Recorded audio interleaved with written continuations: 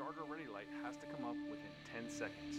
Make sure to left click on the handle, as right clicking will turn it.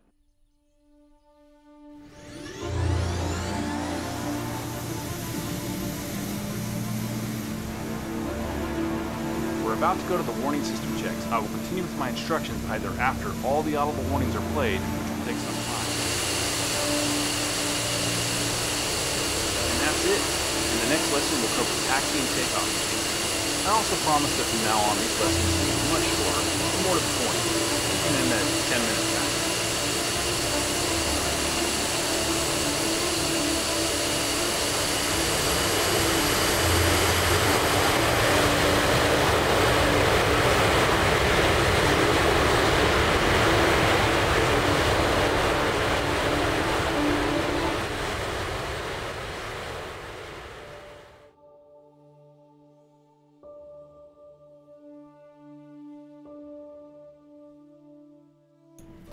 Well, what is up, guys? Welcome back to another episode, and let me say, we finally have it. The F15 Eagle, Strike Eagle, I should say. I've been waiting for this one, as all of you guys.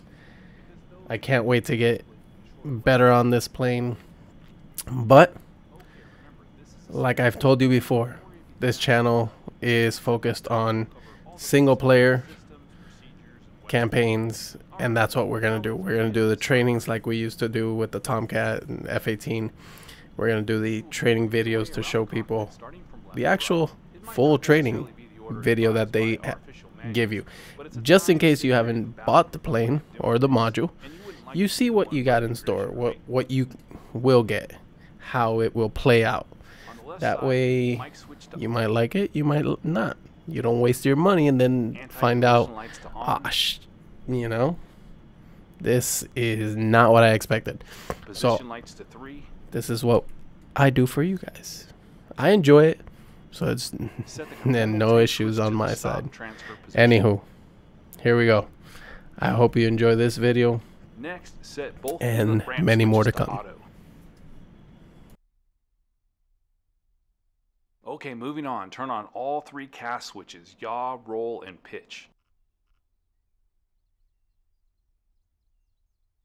Check that the anti-skid is in the norm, hook is up, landing gear handle is down, master arm is off, and jettison buttons are not pushed in. Set the oxygen switch to on. 100% oxygen will help that raging hangover headache you have. So far, the cockpit looks left and right amazing. Generator switches to on. I think it has, look at all those scratches. Make sure that the it just the wear on it. Auto position. It's really nice, nicely modeled. Gives you that sense of realism. Left and right engine control switches to on. And there's a lot of switches you gotta JFS starter switch to on. Look at all these to turn it on the plane. Lift the covers on the left and right engine master switch. But still cool. I'll do it every day. I don't care. Both switches to on.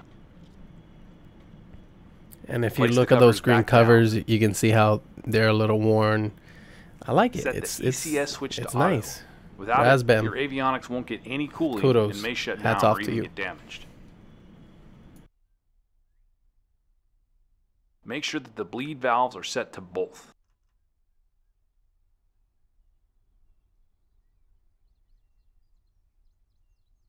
Alright, now on to the actual engine start. Pull and release the JFS handle. The starter ready light has to come up within 10 seconds.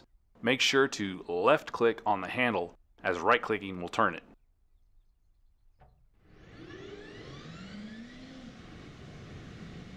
There it is, the beginning.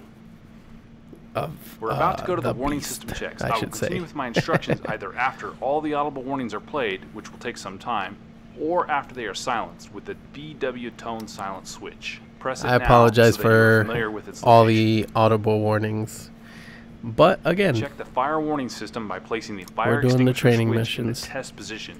AMAD fire light should come on and an audible warning should be heard. Warning, AMAD fire. Warning, AMAD fire. Oof.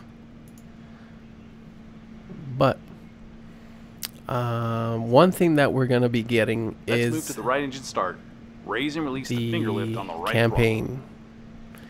And it's not out yet, but I am very excited to get it. Hopefully, hopefully, we will be done with the which will happen at around 15% RPM. Observe the engine indications and wait for it to stabilize at around 26%. I'm talking too much, I apologize. But we will be done with the inherent Check the fire warning system again by placing the fire extinguisher switch in the test position. This time, AMAD and both engine fire lights should come on. Warning, AMAD, fire. Warning, AMAD, fire. Warning, engine, fire, left. Warning, engine, fire, left. Warning, engine, fire, right. Warning, engine, fire, right.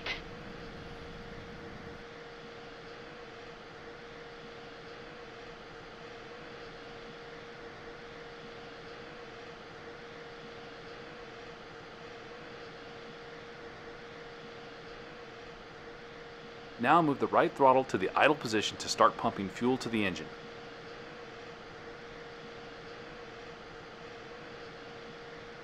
It takes around 10 seconds for the RPM to start raising further. At between 55 to 60%, the JFS will disengage, the main generator will come online, and the right ramp will drop down.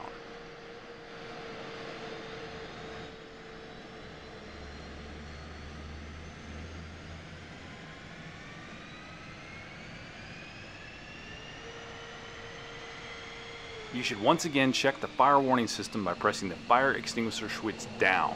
All warning lights should now be on, including the right and left burn through.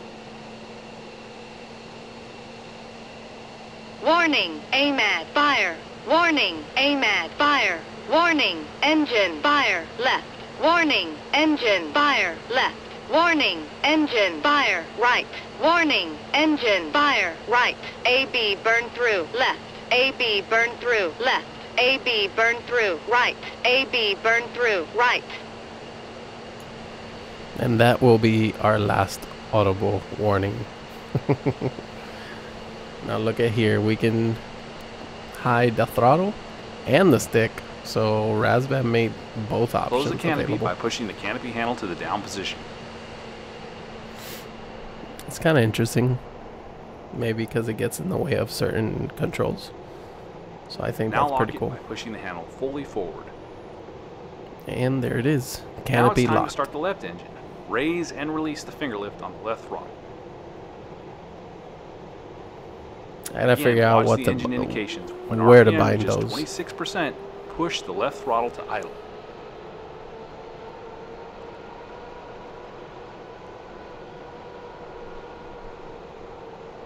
The plane just looks amazing. I can't, you know, it just looks really, really nice. At around 60% RPM, the left ramp should drop down. That's the one thing I wasn't looking at, the ramps.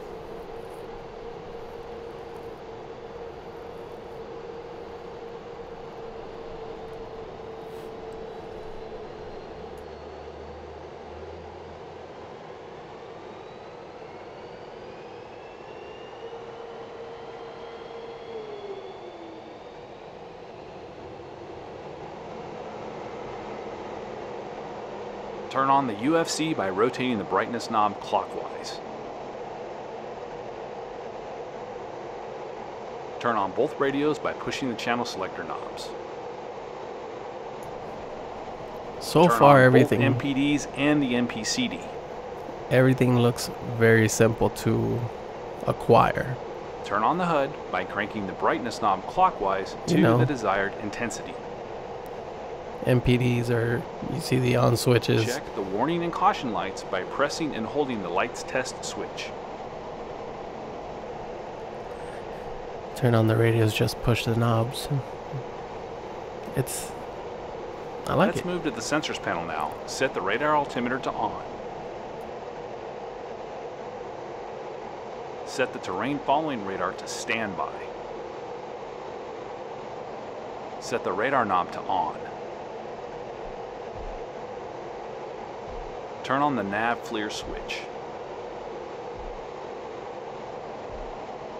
Set the INS alignment knob to GC align. A GC no taxi legend is now displayed on the HUD. The alignment process should take around 4 minutes. Let's set up the remaining lights. Vertical tail floodlight to on, and formation lights to 3.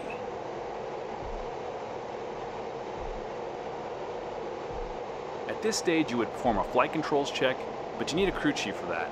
We won't go ahead and pretend we have one since this is a sim, but I do encourage you to watch Notso's startup video on the Rassss channel to see how it should work. This is also a good moment to set up your screens and PAX programs, but both things will be covered by a separate training lesson. Okay, we're almost ready. Set the conformal tank switch back to transfer.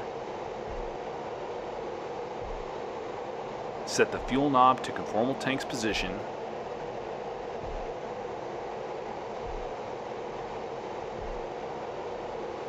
Check the total fuel quantity and set the bingo as desired, say to 3,000 pounds with the bingo fuel knob. Uncage the standby attitude indicator.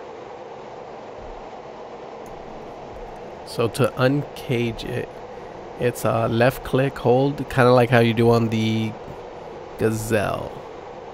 So left click hold and normally would also scroll set the wheel. altimeter to the airfield elevation using the knob. Remember that standard setting is 2992, and you should set that whenever you pass the transition altitude in a specific FAA or ICAO region that you're operating in.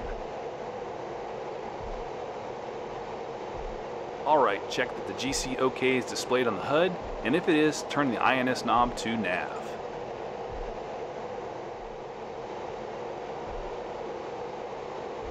And that's it. In the next lesson, we'll cover taxi and takeoff procedures. I also promise that from now on, these lessons will be much shorter and more to the point, keeping them at 10 minutes maximum. So far, these lessons were short. I appreciate it. I'm excited for the next one. Guys, hit that like, hit that sub, and I'll see you on the next video, mission, or training. See ya.